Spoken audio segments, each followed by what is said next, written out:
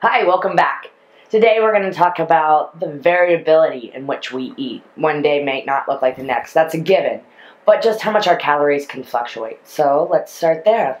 How much do we eat a day?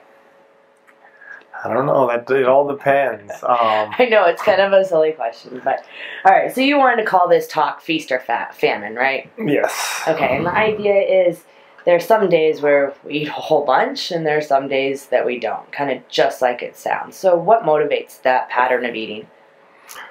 Well, I think that's just a natural cycle of eating, and it's something that I feel like once you get your diet dialed in and you're eating a good whole food diet with lots of fats, you get much more in tune to your body. So it kind of just naturally happens. There's days that you're hungry and you should, and we do eat a lot, and then there's days where the appetite's just not there. You know, maybe the draw on the body, the demand on the body is less, and so your appetite responds accordingly. Is that what you're kind of referring to? Yeah, exactly. The body always wants to get into what's called homeostasis, which is basically just trying to balance itself out. And some days you need more calories, some days you don't, and a lot of it could just be depending on what you've done during that day or even during the week. So I know you're not a big calorie counter, but what can someone expect as far as fluctuation? Do you know what your calorie intake fluctuates, your lowest low and your highest high?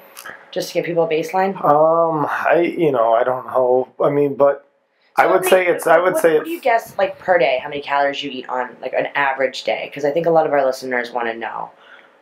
I would say 25 to 3,500, depending I would on. think you're a little higher, because I know when I counted my calories, I'm close to between 2,000 and 3,000 calories on a daily basis. Okay. And I know you eat more than me. So if I had to guess, assuming that you're doing no closet eating behind my back, right? Okay.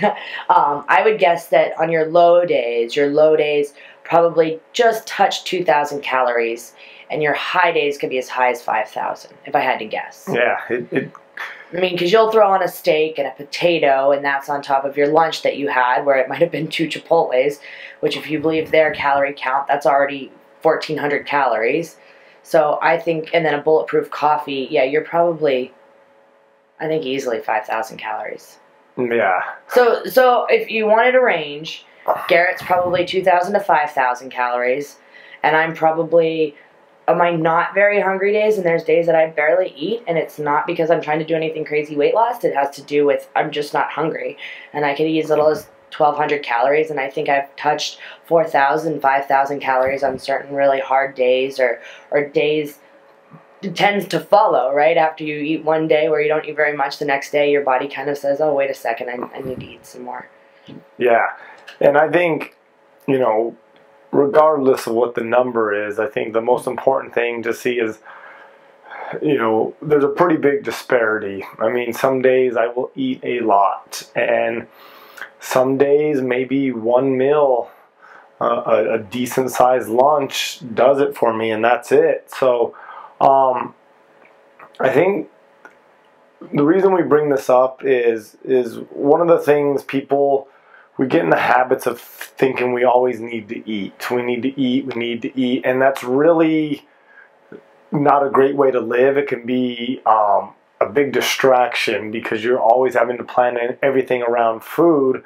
And then, just like I said, I feel like it's a first world problem to just always need food, and it's, even though you're not hungry, it's a good exercise to get into, and not always needing food, and maybe you eat very little one day, maybe you do a 24-hour fast one day. I mean, I think it's something to help your body stay in that fat burning zone. And the thing we totally forgot to even talk about was the digestion issues with this.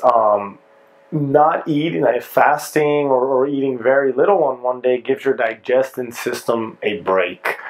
And that's huge, because when your digestion system is taking a break, that's when you get to make a lot of repairs, and it rebuilds itself, repairs itself. So I guess the end of the day, what we're trying to say is the goal dial in your body. If you're listen to it, if it's telling you to eat good food. If you're not hungry, don't force it. You won't starve, I promise. You know, even the homeless people are overweight. So. All right. Well, with that, if you have any questions about regulating your food or when you should eat or what you should eat, please head over to our website, tren.com, and drop us a line. Thank you.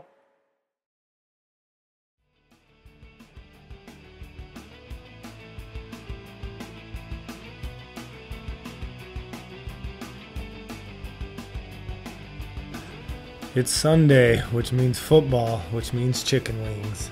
So this is our favorite healthy chicken wing version recipe we have. All right, so believe it or not, chicken wing is actually a fairly healthy meal when they're not cooked in disgusting rancid vegetable oils. So the trick that we do is the way we season them. We douse them with salt and pepper while they're still in the package, flip another package on top of it, season that. And then the key to get these things crispy is using shish kebab skewers and laying them across a deep baking pan. All right, this allows the chicken to get nice and crispy. We did something a little different today. We tried 350 degrees using the convection setting on our oven, and they actually came out phenomenal. So for the full recipe on how to cook these chicken wings, you can always head over to Healthy Life Experiment and search for the chicken wing recipe. Once the wings are covered in sauce, allow them to cool for about 10 minutes and then enjoy.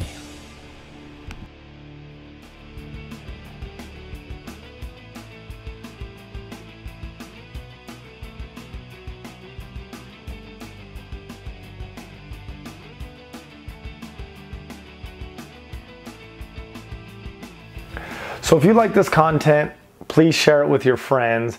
And of course, we are always open to feedback and or any questions. So thank you. And once again, good luck on this 21-day journey.